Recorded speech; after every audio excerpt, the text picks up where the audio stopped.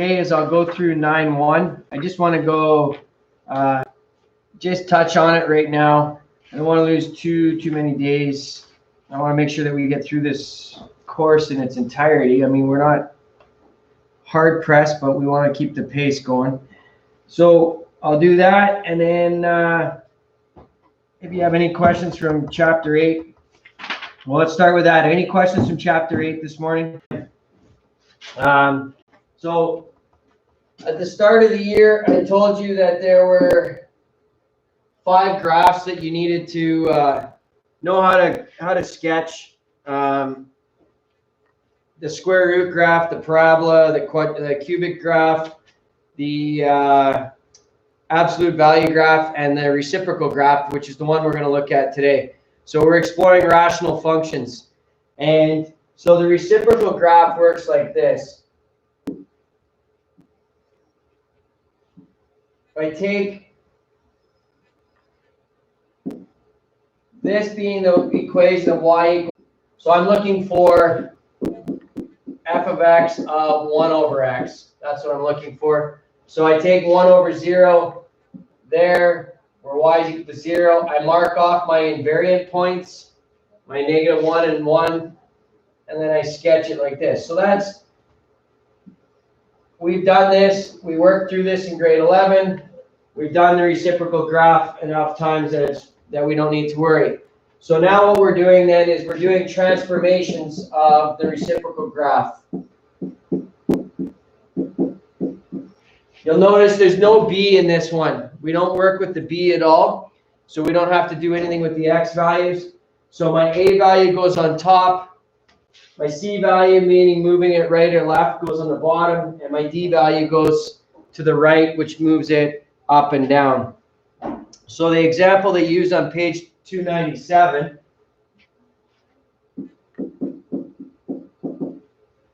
f of x equals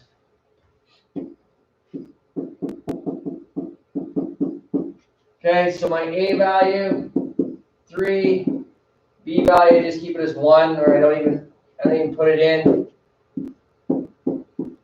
C is -4, d is 5. Okay, so the transformations are I multiply my y values by 3. I move the whole graph left 4, and then I move it up 5. So I draw my 1 over x graph.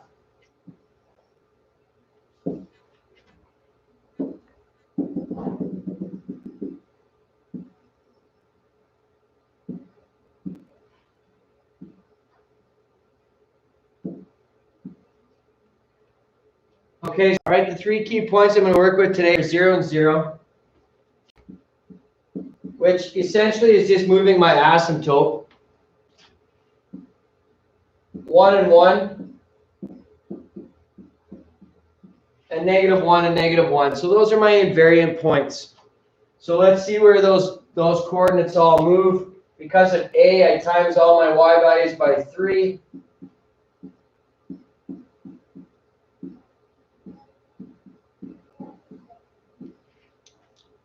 Zero and 0 stays the same. That a value doesn't affect my asymptote at all.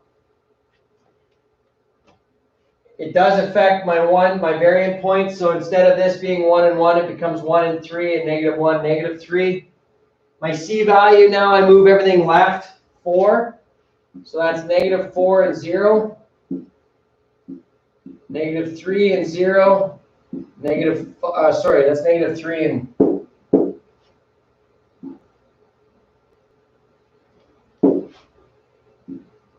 -3 and 3 and -5 and -3.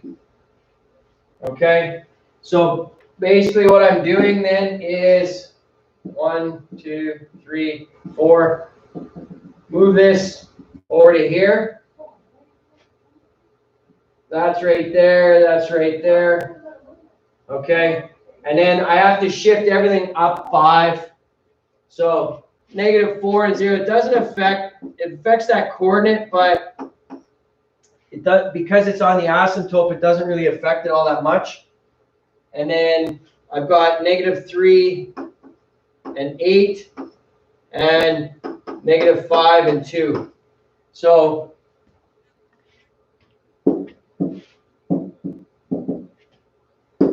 I move my coordinate up 5, so it'd be up here and up here. And what it does is it shifts this asymptote as well. So this asymptote right here actually becomes, so in other words, that 0 and 0 right here becomes, right here becomes -4, -5. That's where the asymptotes cross. So I guess that is an important coordinate to have for it. We do want to see that. All right. And then I go my sketch here and here. So that's sketching it. Now, again, you don't need to go through this process if you have a good understanding of what it's doing. 0 and 0 becomes -4 and 5. So that just takes my intersection of my two asymptotes and I move them to that coordinate right there. All right. So that's, again, something we've been doing the entire time. A, B, C, and D, moving the transformation of a graph that we already know what it looks like. And that's the 1/x graph. All right, now there is a catch to this one. For example, I'm going to use the example again on page 297.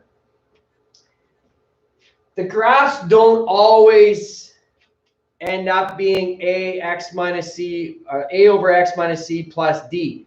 We have to actually work with them to get to that point. All right, so I have this here. Actually, I'm going to put it on the other side here.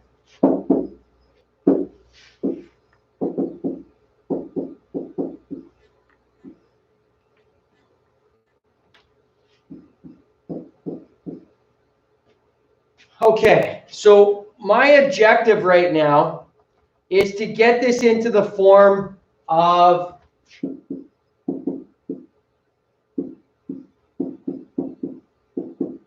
and this is a neat little trick that you haven't seen before, but it allows, actually I shouldn't say it, we did this in applied as well. So but I will go through it again as if you don't know what you're doing.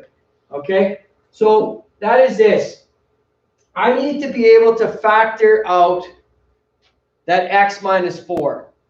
All right, and I have to do it from the top and the bottom on this. So what I got to do is this. I go 3x, and then I've got plus 6 over here. And essentially what I'm doing, let me do it. I'll follow the book here. Yeah, one line. Okay, so I've got x minus 4. So what I want to do is I need to multiply this.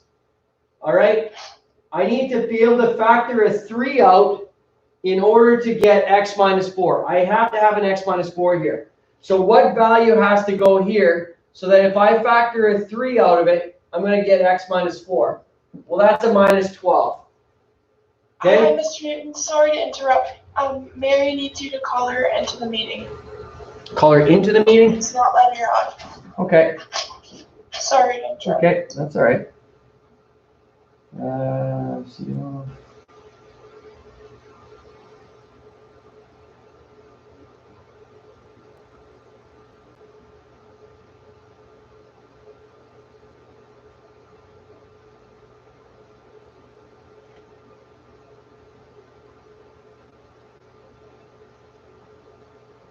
Trying to connect with her right now.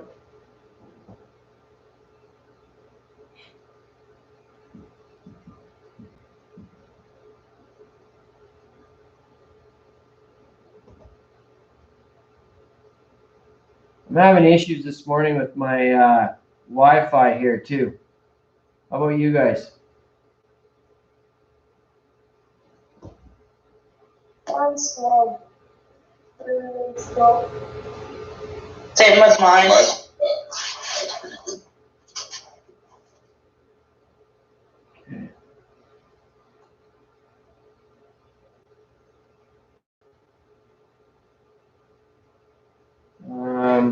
Can't get her in here yet. Try again.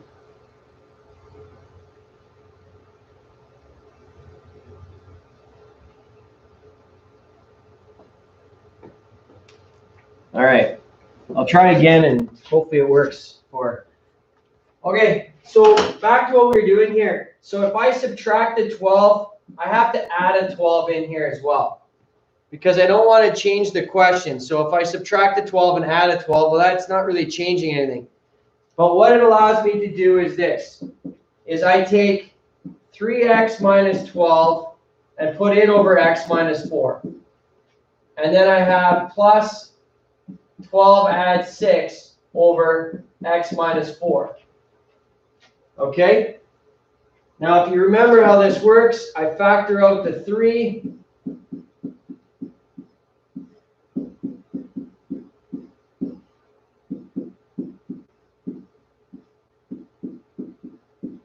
Like that. Those cancel.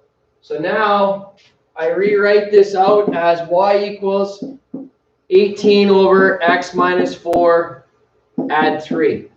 So now I have it in the right form that I want. Mr. David, sorry, I had to go in and out because mine was really blurry when we said it. Could I ask where you got the 12 from, sir? Yes, absolutely. Okay, so what I set this up so that I can factor a 3 out of it and negative 12. I just cut in and out again. All right, did you hear me? So I take the 3 here, and when I multiply it by the negative 4, that's how I get the negative 12. And it Okay, yeah, got it. And it works every time. And then if I put a negative 12, then I have to put a plus 12 here. Okay? So you just multiply the a value with multiply Yeah. at the bottom? 100% correct. Yes. That's exactly what I do. Okay. Yeah. All right. And again, we have done this. We did some of this before. Okay.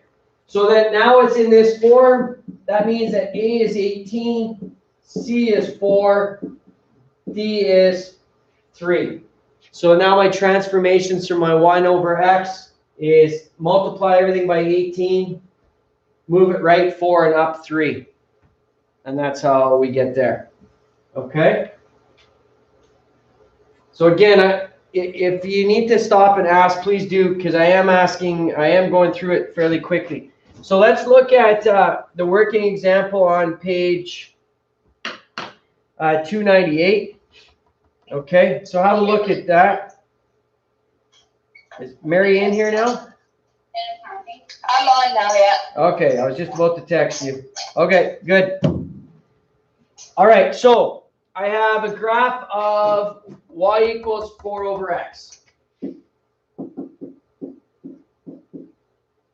which means my a value is 4. So it says begin by identifying any non-permissible values. What can x not equal? Well, x cannot equal 0. We know that.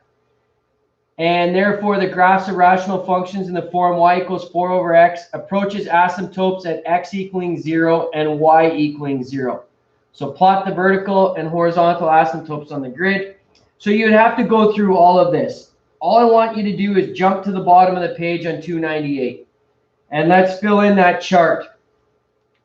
So it asks for what the non-permissible value is. Well, that's x can't equal 0. What's the behavior near the non-permissible value? Well, it approaches it but doesn't cross it. What's the end behavior for this graph?